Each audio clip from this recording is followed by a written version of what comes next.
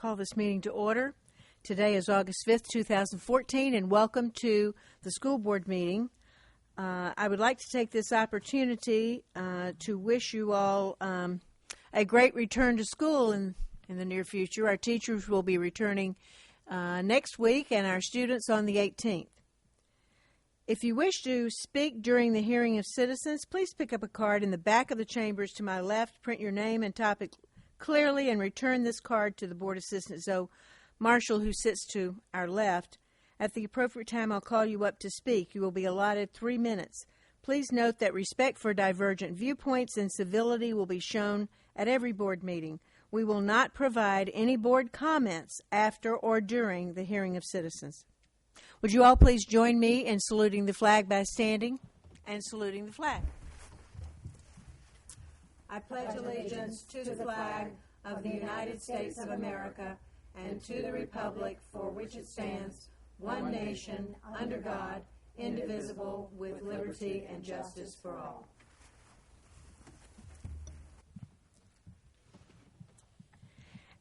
And because this is the last meeting before school starts, we will not have any special presentations today, but we do look forward to some special presentations from our students, which we will hopefully continue to do at the 6:30 first Tuesday board meeting beginning in the fall after everyone sort of cranks up and returns to school. We do not have a superintendent's report, correct, Mrs. White? So now we'll move on to the hearing of citizens. I have 4 cards from people and members in the audience. The first person will be Hillary Woodcomb.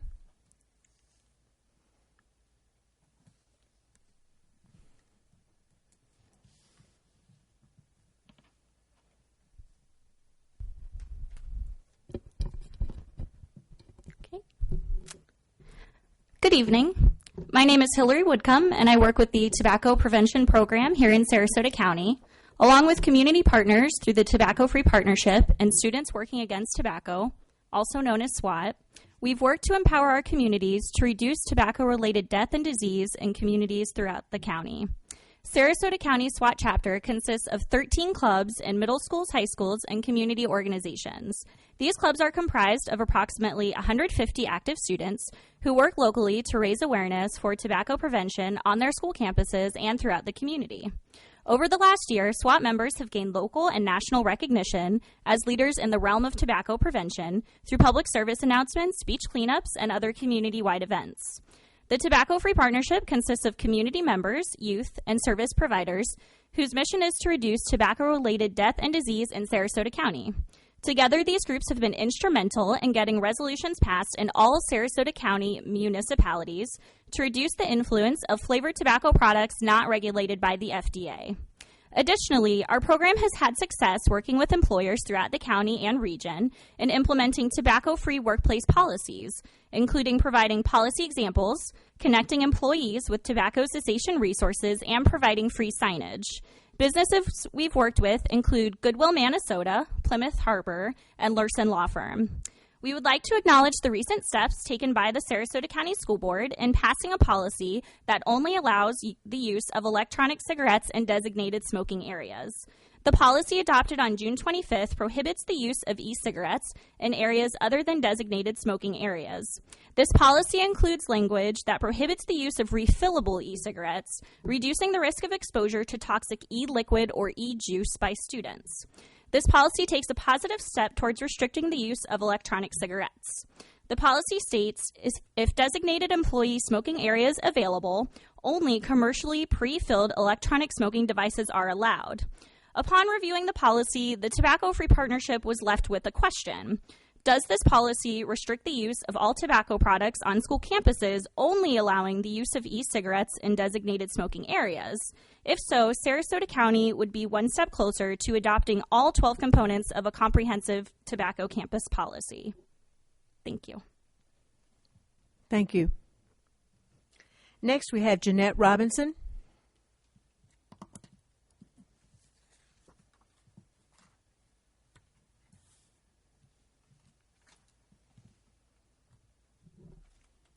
Good evening. My name is Jeanette Robinson, and I also work for the Tobacco Prevention Program in Sarasota County. I would like to talk to you about the need for a comprehensive tobacco campus policy in Sarasota County schools. Students see everything. When they see smoking on school campuses, they think it is okay to smoke. Eliminating tobacco use by adults, including teachers, staff, and visitors, sends the message to students that tobacco use is not a healthy habit and is not socially acceptable. In Sarasota County, where we have 4 of the 12 components necessary for a comprehensive tobacco policy, our high school smoking rate is 16.8%. In Palm Beach County, where they have implemented a comprehensive policy in 2012, their high school smoking rate is 9.3%. The state average is 10.1%. And more information about this can be found in your packets. 9 out of 10 current smokers report that they started smoking before the age of 18. Additionally, creating a comprehensive tobacco campus policy reduces negative health impact on local students who have reported exposure to secondhand smoke on campus. To date, Sarasota has adopted 4 of the 12 components needed to satisfy a comprehensive tobacco campus policy, placing our county in the lowest percentile of the state for policies passed by school boards. Our surrounding counties, including Manatee, Charlotte, and DeSoto, have all worked to adopt more components. Almost 50% of counties throughout the state have adopted 100% comprehensive tobacco-free campus policies within their districts. Further information of the components of a comprehensive tobacco policy can be found in your packet, including a map of all policies adopted statewide. The Florida Clean Indoor Air Act was amended in 2011 to allow school districts the ability to restrict smoking by persons on school district property. The Tobacco Prevention Program can assist in providing examples of other districts' policies, information on the estimated cost of tobacco use on the district, and assistance with signage upon adopting a comprehensive policy. At this time, we would like to offer our services to the district as you continue to make progress towards creating a safe and healthier environment for our students.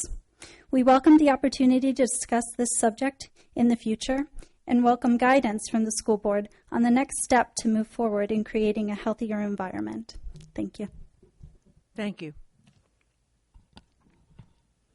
Next, we have Mr. Sal Serbin.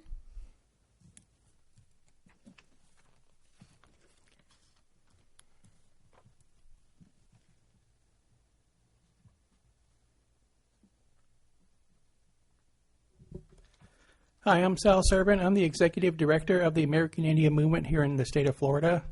I would like to ask the school board to place on the agenda whether to keep or replace the Venice School's Indian mascots. The issue has brought out the best and worst in Sarasota residents.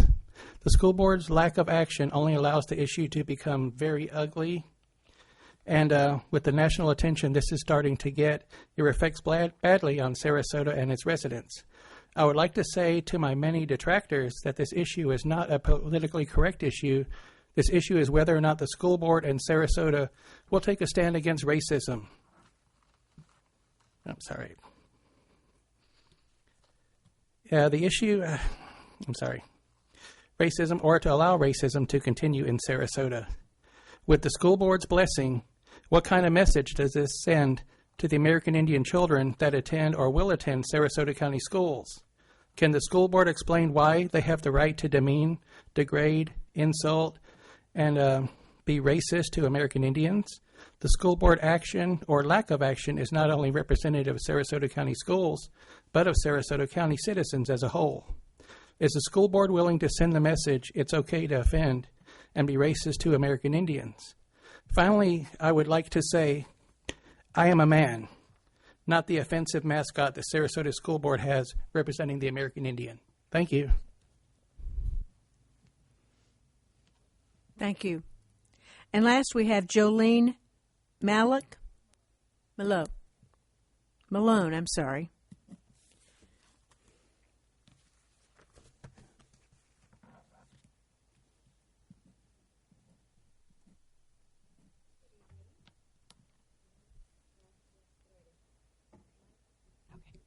Good evening. My name is Jolene Malone, better known as Jolene Morris, and I am here to Closer speak to it.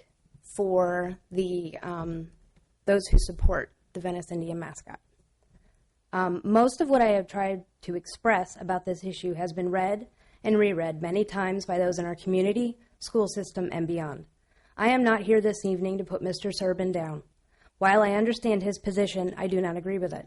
In feeling that others may believe the same, I began a group which led to a petition on Friday, August 1st, 2014. I had no way of knowing the amount of attention this matter would receive, and I am moved by it. Last count of the group, which I took at 4 o'clock this evening, was supported by 1,780 members, and 1,507 also took the time to sign the petition and express their feelings therein. If one took the time to go online and read the heartfelt responses as to why we should keep the Venice mascot as the Indian, they would be moved. For over 60 years, our community had the privilege to maintain the Indian as our mascot.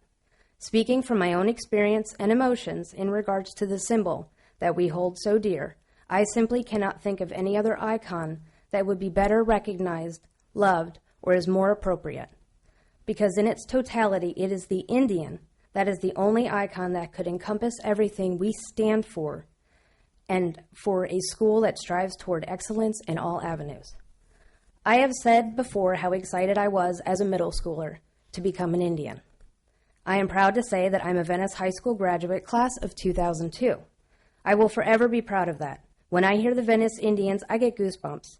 I knew then that when I walked into that school, I would not only be representing myself or the school, but I also felt a moral obligation to do my best because of our mascot.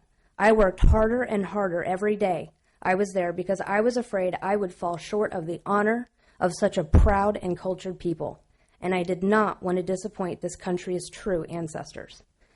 In definition, a mascot is a person, animal, or object used as a symbol to represent a group and to bring good luck. But it is so much more than that to us. We revere the Indian. We look up to our beloved mascot, and I cannot think of a better icon to represent a school that strives for so much. The honor, pride, excellence, spirituality, moral code, moral conduct, and courage that the Native American people displayed and continue to display is unmatchable. I have always thought that our mascot is something to strive to be, to learn from, and there is no role model more appropriate than the Indian for our beloved school. Thank you. Well, we don't usually speak, but Mr. Kovach has something to say. Mr. Kovach? Nothing to say, just a question. The first two speakers, do you work for the Sarasota County Health Department? Okay, that's what I thought. I just wanted to clarify that. Thank you. There are no further people to speak, so let's move forward to additions and corrections to the agenda. There are none. May I have a motion for approval of the consent agenda? Move approval. Second. Please vote. Help.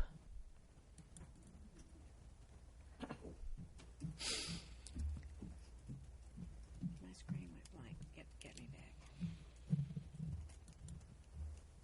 Did you vote? One moment, please.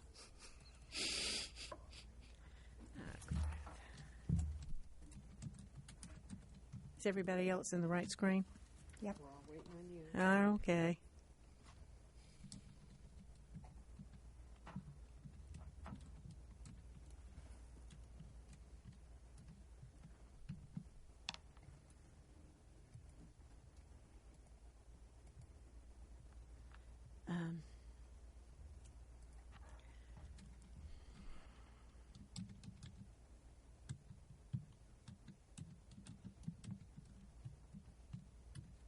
Can we make it any more difficult than that?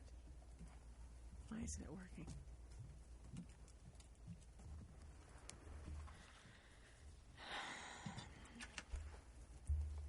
Capital K. I did it. KIDS 1 ST JG 2014 exclamation point. That's not underscored. It's just.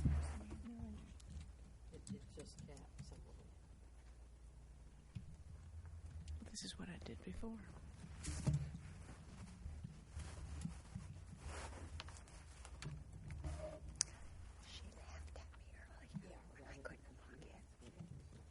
Okay. Yes, thank you very much.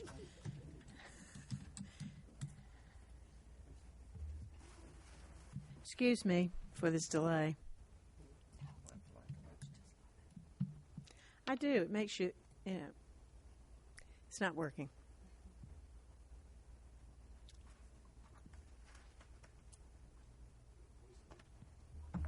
Let me try it again.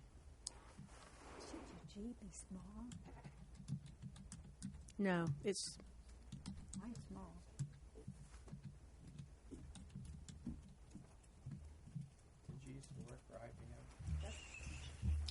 yes, I did. Now it worked. Do it right. It comes out right.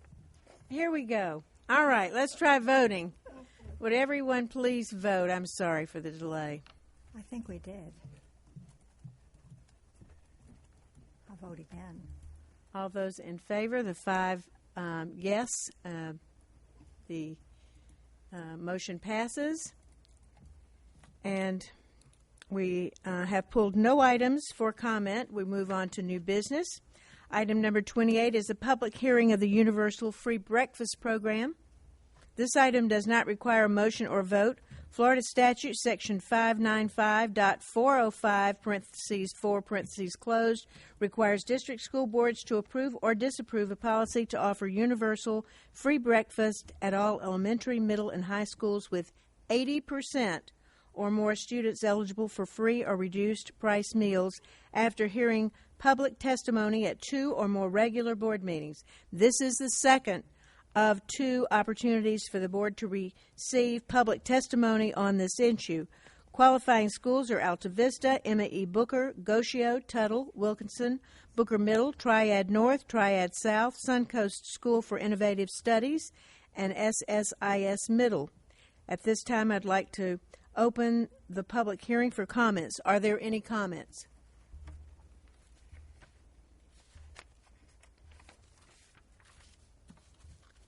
Hearing no comments, the public hearing is now closed.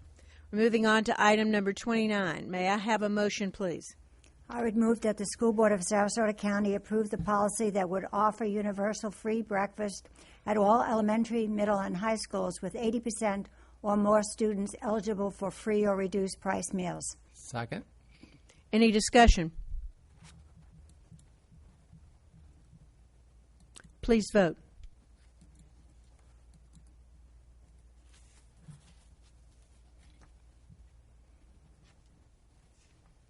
And the motion passes 5 yes votes. And that takes us through new business and into announcements and communications. Do we have any announcements or topics? Mrs. Ziegler. I just wanted to comment on the presentations we received earlier in regards to the Venice mascot. I have received multiple phone calls, emails, and correspondence, and I just want to commend those of our community to stand up to what they think and reach out to the community to hear their feedback. To me, as a school board member, there's nothing more important than providing the best education, but also schools that our community, our students, our teachers, and alumni and are proud of, and that has been very evident based on the response I received so far. Thank you. Any other discussion? We have our monthly work session on August the 19th from 10 a.m. until 3, and our regular board meeting, our next board meeting, will be August the 19th, 2014 at 3 p.m. in the afternoon. We're adjourned.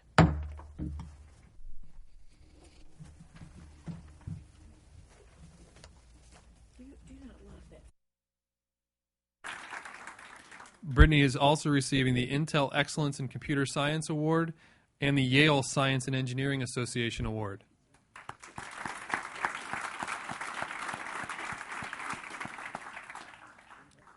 In the area of earth science, we had a team project as the overall winner, and the team members are Zelda Blowers from Sarasota High and Courtney Dust from Sarasota High.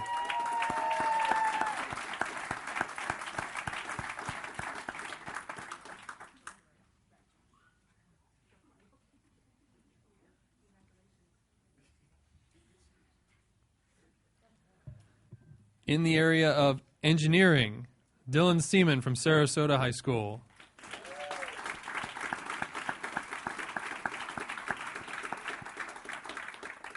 Dylan is also receiving the National Society of Professional Engineers Award, the Stockholm Junior Water Prize Award, and the U.S. Air Force Award, which includes not only the award, but it also comes with a bag, an organizer, and a set of speakers, I think. It's a nice little package.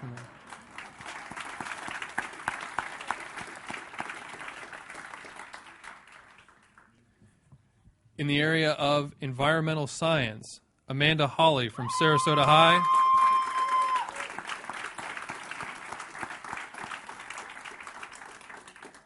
Amanda is also receiving the NOOA's Taking the Pulse of the Planet Award and the Stockholm Junior Water Prize Award as well.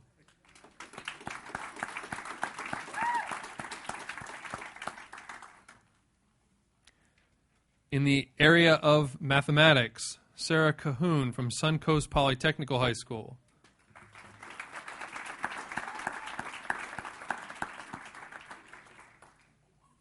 Sarah is also receiving the Mu Alpha Theta Award for Mathematics and the U.S. Air Force Award.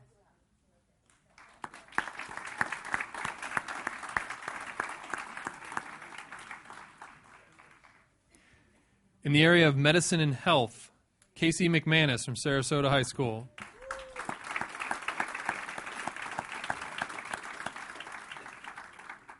Casey is also receiving the U.S. Air Force Award as well.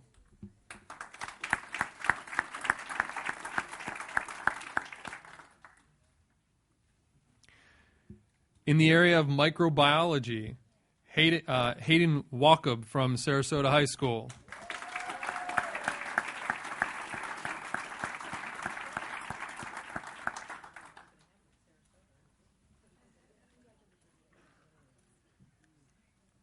In the area of physics, Garrett Moeller from Sarasota High School.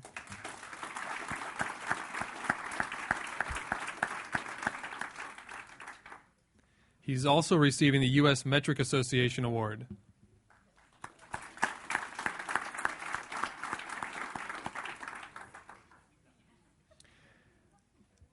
And in the area of zoology, Thomas Keene from Sarasota High School.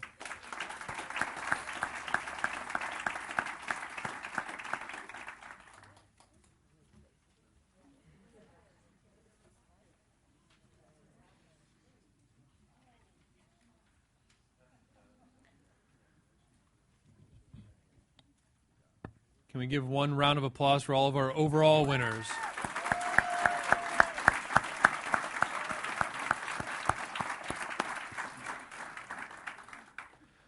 At this time, I also have a few other awards to give out to students that may not have been overall winners, but had such outstanding projects that were receiving some other awards as well. Shelby Hines from Sarasota High School is receiving the American Meteorological Society Award, the Association for Women Geoscientists Award, and the RICO Sustainable Development Award.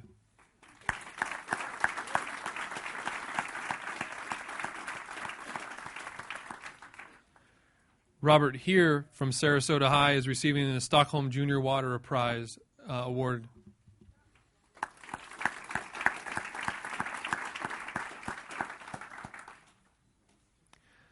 Hannah St. Dennis from Suncoast Polytech is receiving the U.S. Air Force Award.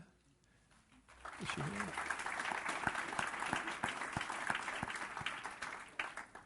I don't think she's here yet, is she? Okay. And there's one that's not mentioned in the program because we got it a little bit late, and that is Catherine Tauton from Sarasota High School, who's receiving the Charlotte Harbor National Estuary Program Award.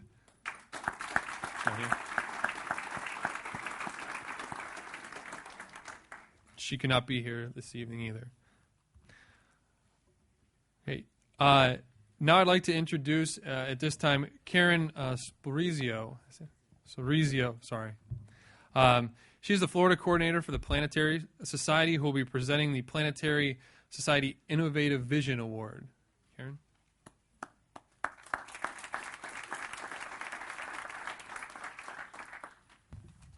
I'm short. Hi, for any of you that don't know me, I'm Karen Sulprezio. I'm the Florida coordinator for the Planetary Society. I've been here almost every year for, I think, the last 8 years or so. This year, the students did not make it easy to be a judge either. These entries were really excellent. The Planetary Society is a worldwide nonprofit organization established in 1980 by Dr. Lewis Friedman and Bruce Murray of NASA and JPL and Dr. Carl Sagan. Our mission is to inspire the people of Earth to explore other worlds, understand our own, and seek life elsewhere. Our advisory council is a who's who of science and space. From the astronaut Buzz Aldrin, science fiction writer Ray Bradbury, planetary scientists, all the way to television and movie icons. Our board of directors include our founders, as well as chairman of the board, Neil deGrasse Tyson, astrophysicist and director of the Hayden Planetarium, American Museum of Natural History, as well as the host of the Nova Science on PBS, and of course, our executive director, Bill Nye, the Science Guy.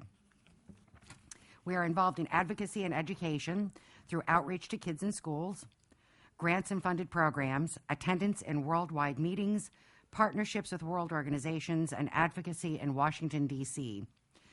Our projects include extrasolar, which are continued support and discovery and the cataloging of extrasolar planets or exoplanets, near-Earth objects, or known as NEOs. We sponsored the Apophis Project, which was a worldwide contest for the secure methods to destroy asteroids that may hit Earth. This created the Mirror Bees Project, which is a new method to gently change the trajectory of asteroids that may threaten the Earth using a series of lasers. Something that I do have to make note of right now, asteroid 2012 DA14 was discovered in February of this year, thanks to a grant from the Planetary Society. If you haven't heard about it so far, you will. This is going to come close to the Earth in February 15th, 2013. It will zoom to about 3.5 Earth radii, or 22,500 kilometers from Earth's surface. And although it's going to be well within the brightness for us to see, it is not going to hit Earth. According to Bill Nye the Science Guy, this is a wake-up call. Asteroid impacts don't hit often, but they do happen.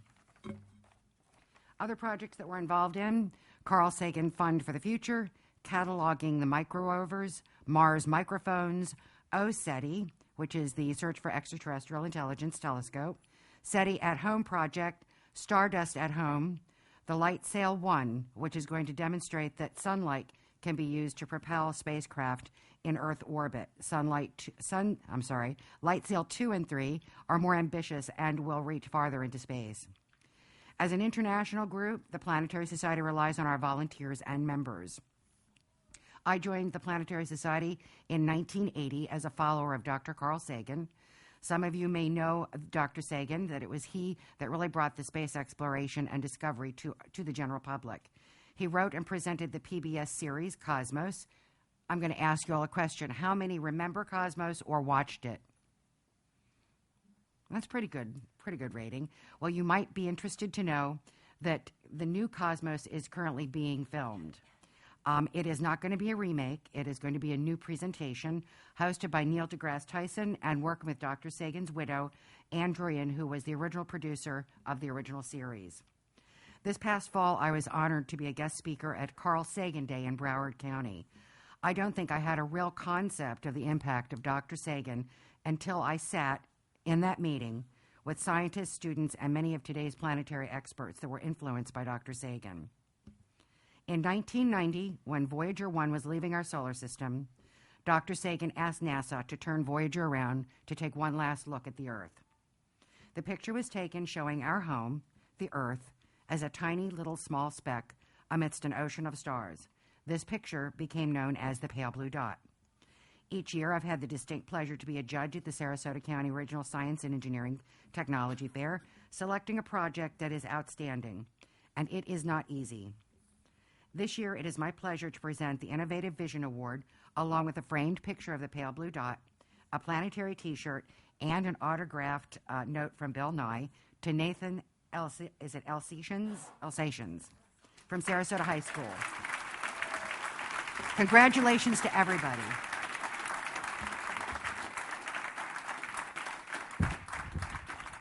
This is your picture.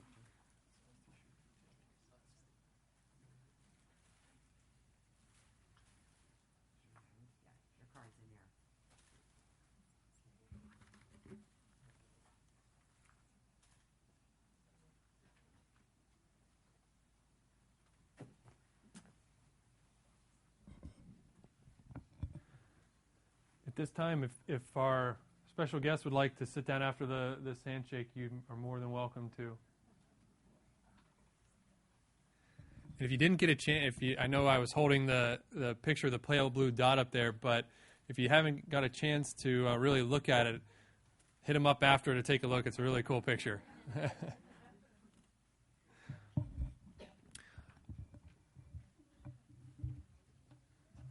The next award that I want to present is a very special award that honors the schools that entered in the most engineering projects in each grade level, elementary, middle, and high school. And I'd like to present the Christopher P. Puhala Senior School Award for Encouraging Young Engineers. And this award is named after the late husband of my predecessor, Susan Puhala. And I think it's fantastic that he was very involved with Gee Whiz. He was very involved in the science fair. So it's a very special award that we keep going. It's two parts. One, we've put the schools on to this larger plaque to keep a record of that we keep in the curriculum department.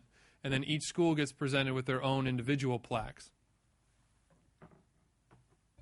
So at this time, the elementary winner is Philippi Shores Elementary School.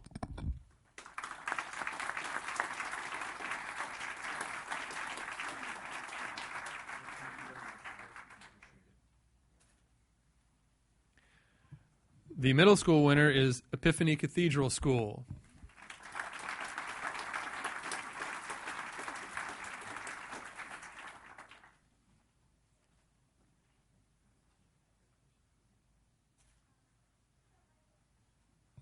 And our high school winner, if you kind of haven't figured out the theme of the evening at the high school level, it's been Sarasota High School.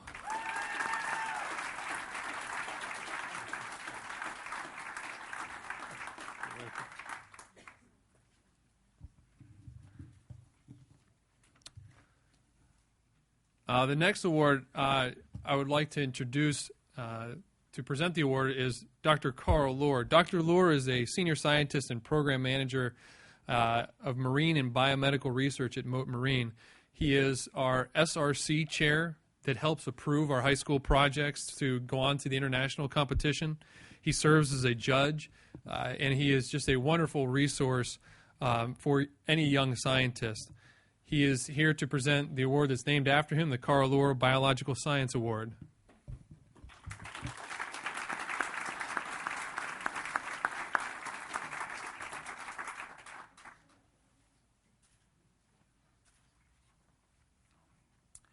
Thank you, Brad. I first want to start out by thanking the Education Foundation, the school board represented by Carolyn Zucker and Shirley Brown tonight, and also the Sarasota County Agricultural Fair Association. Without these people, the fair wouldn't go on. And I know it's already been said. It won't hurt to say it again. So thank you to all those people involved.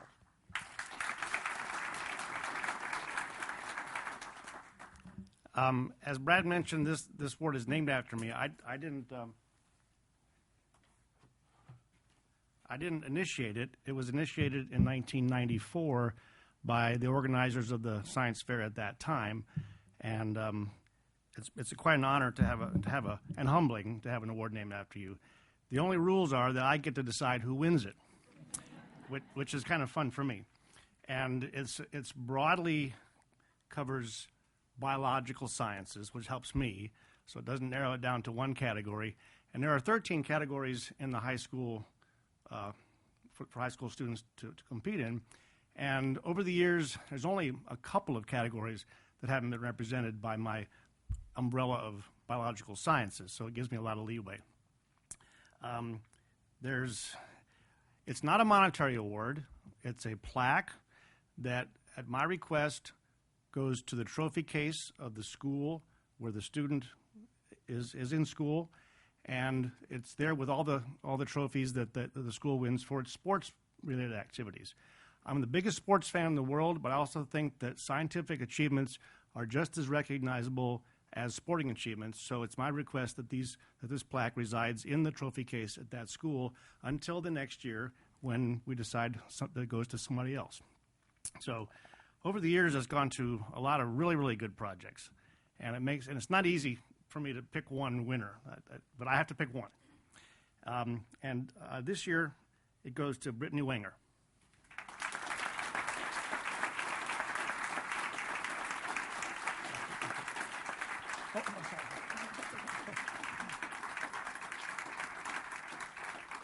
Now, hang on a second, because this is the first time, and it's a nice thing that Brad has done.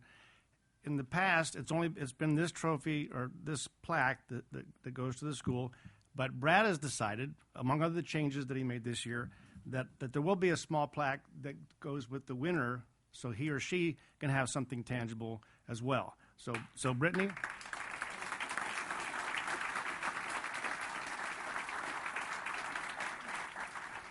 So you can hang on to this tonight, and then you can give it to someone who will put it in their trophy case at Outdoor Academy. I definitely. Okay. I created a computer program that models the way the brain thinks, and it diagnoses breast cancer with 99.1% accuracy. It's an incredible project. Brittany's only a junior, and she has another year to add to this project, but it's close to being an app for doctors to be used by doctors to help diagnose their patients, and it's an incredible project.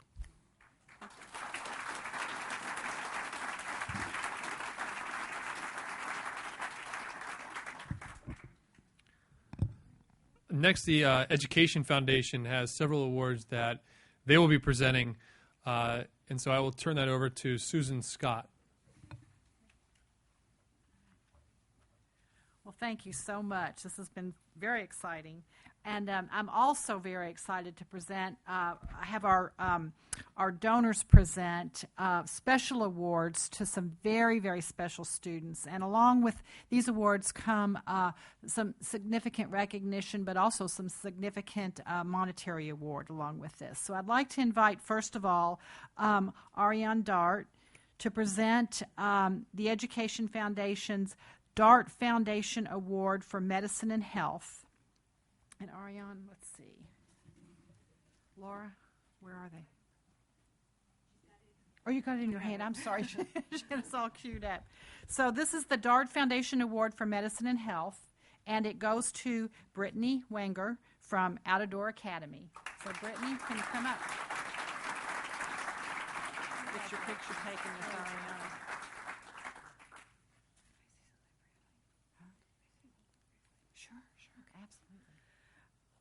I haven't actually attended this before, so it's my first year, but I've been deciding to help give this grant for a number of years. This is based upon my father-in-law, William, and my mother-in-law, Claire Dart's foundation and their mission statement. His passion was science, engineering, medical advancements. He sadly passed away in December, but this is really what he hoped to inspire in this world, is this whole gathering. And I am thrilled to be able to carry it on in his name and his honor. And thank you all for contributing, because you helped make his dream possible. And I am an ODA parent, so I'm particularly happy to give it to Brittany. So thank you very much. And I hope we have lots of great people contributing to projects in the future. And thank you.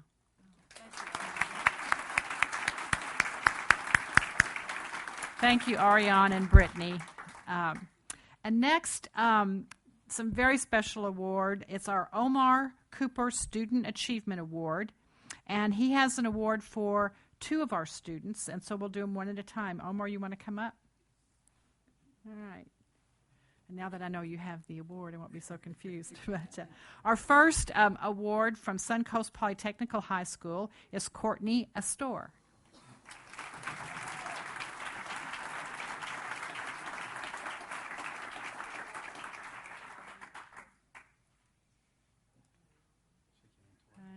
Yeah. And you want to stay up here? Yeah.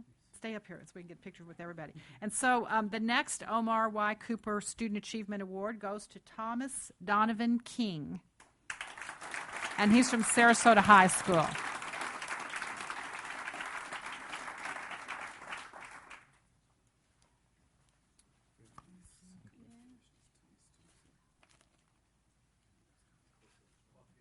Okay, we'll all get together here.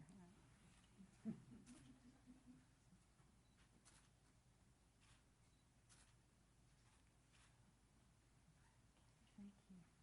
Omar, you want to say it? Okay. I want to first thank the Education Foundation and the Sarasota County School Board for making all of this happen. It's wonderful when we can get the opportunity to fast forward what our world needs from students and our best resource standing up here and obviously in the crowd.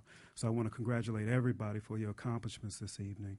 And I want to say also, I look forward to anyone else and your young students aspiring to reach higher heights, because we're mentoring young students like this. We're not just any old mentor. We're actually looking for the most accomplished and successful doctors and scientists to be able to take them to another level, even beyond what their college environments will be able to present them. So any type of energy you guys can get, inspire your students, inspire your classmates and colleagues, because we want to see more successful individuals like this. And even in the crowd, Amanda Holly, who's obviously been very successful, that was a recipient of this last year, to be able to reach unbelievable things to help us all. So thank you, everyone.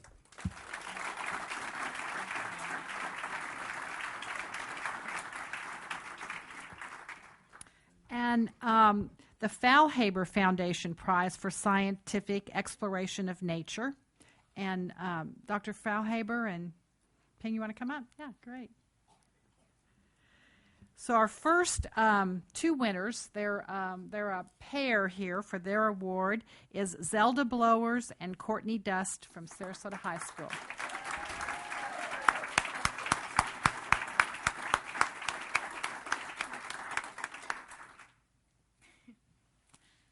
Congratulations.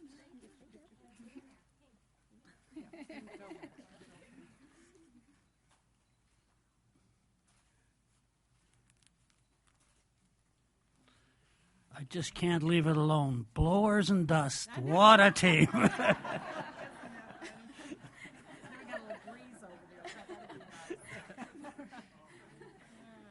you, guys. Okay.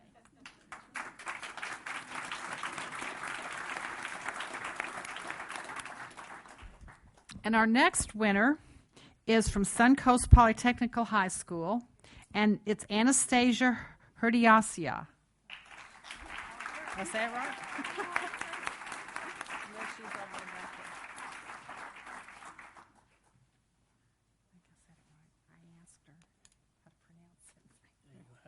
Yes. Congratulations again. Congratulations.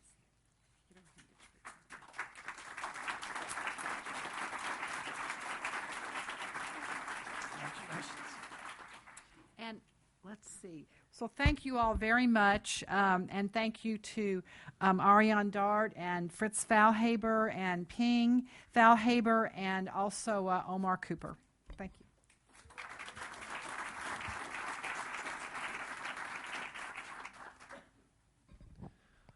Our final awards for the night are for our two winners that are going on to the international competition in Pittsburgh this year.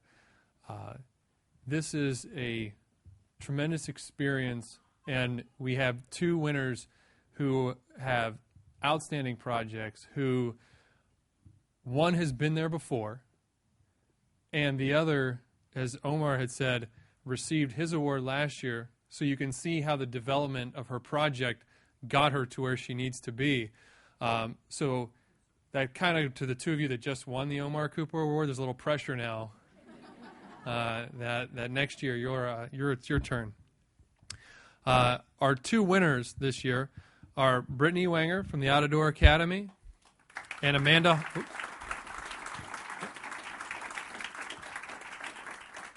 Holly from Sarasota High School.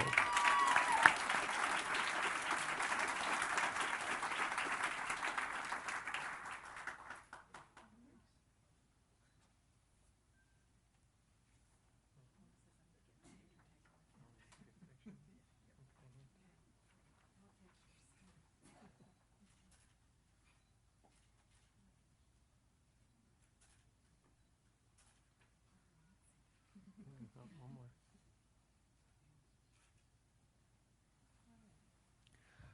Before you two sit down, Dr. Lohr, I'd like to have him say a few words about the international competition.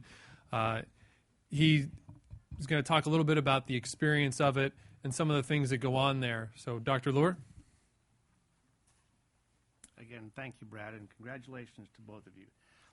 This International Science Fair is unbelievable. That's the only word I can tell you. I've been judging science fairs at different levels since 1980, and I was fortunate enough to actually judge at an international science fair when it was in Orlando in the mid-'80s. And I could not believe the experience that I had as a judge. There were actually more judges in attendance than there were students. And that's an incredible ratio. That's why I tell Brad, you can never have too many judges. You can never have too many judges. So it's a great experience. And it is truly international because there will be students from all over the world, not just North America. There'll be a lot of students from the Caribbean islands, from Mexico, Canada, but you'll also have kids from Japan, Scandinavia, all throughout Europe, African nations, Far East. It's an incredible cross-section of students. And I still can remember questioning a student through an interpreter, where I had to tell the questions to the interpreter. The interpreter would then ask the question to the student would ask. So I don't know what got lost in the translation, but it was still an incredible experience anyway. But it's also a lot of fun for these students. And as part of the experience, they'll learn that trading pins is a huge activity. Students come from all over the world with different pins from all walks of life from their countries. And so I try my best each year to talk our executive director into donating moat lapel pins like the one that I have on my lapel here with a boat shark and the word moat on it, to send them off with 15 of these pins to start them with their trading. And from what I understand, the shark pins are fairly popular. Is that right, Garrett? Garrett went last year as a international representative from our science fair, and it was a tremendous time, wasn't it, Garrett? Yeah. So anyway, I have 15 moat lapel shark pins for Amanda and for Brittany to start off your fun.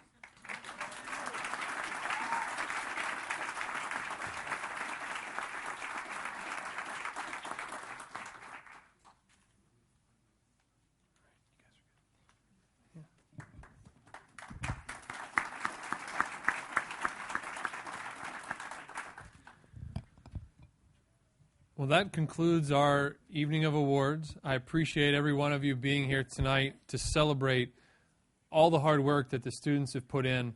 And I think it was great that tonight, I know in the past it was kind of done in a two-part deal. So I think it was really cool that tonight the elementary kids could be here and stay the whole time to see all the stuff that the high school kids can do and all the things that they get to experience beyond. I also want to take a moment to wish our 2 Intel winners good luck, and hopefully they are successful there and have an enjoyable time. They're there for a week. So it's not just a one-day science fair. It's a week-long ordeal. So I really wish them the best of luck, and I hope we hear some good things from them this year. Thank you all for coming. One last thing.